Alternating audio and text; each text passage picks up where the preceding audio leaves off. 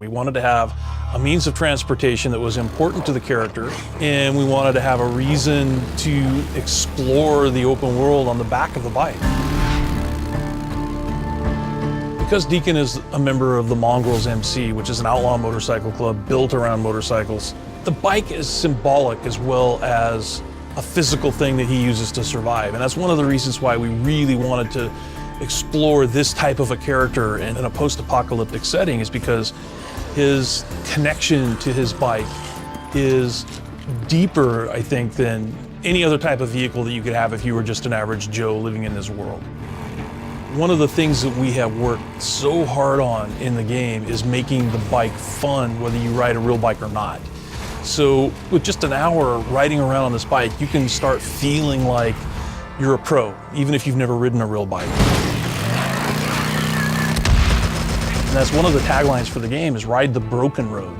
In the story, the government comes in and blows up these bridges because they're trying to stop the horde. You can jump them. You know, you have to upgrade your bike, and you have to, upgrade your skills in order to be able to jump some of the bigger jumps in the game and reach areas that you maybe couldn't otherwise get to. If the player engages in side quests and does work for these encampments, he can earn enough trust and credits to buy better, faster engines and nitrous, so he can help boost out of those situations to get out of trouble. But if the rain comes in, makes the trails all muddy, that's something the player really has to pay attention to, because then you wipe your bike out and it takes a bunch of damage, and then you're on foot for a while until you can find the scrap you need to repair it. And we wanted to make it, sort of survival light, which means that we have, fuel management for your bike. You really have to pay attention to it. We didn't want to get heavy-handed with it, but on the other hand, we wanted it to feel like there were stakes. It's a world where the bike is your edge, but it's also a liability, and that you gotta manage it, and people want to take it from you. It's not just choosing making sure you park far enough away so they don't hear you. It's also, hey, I'm gonna park it so that I can turn it this way, so if I need to make a quick getaway, I can just get on my bike and ride. But also, if you've upgraded your saddlebags and you have more storage, you might have extra ammo that you've brought with you. Move up on it! There's a full suite of customizations you can do on the bike.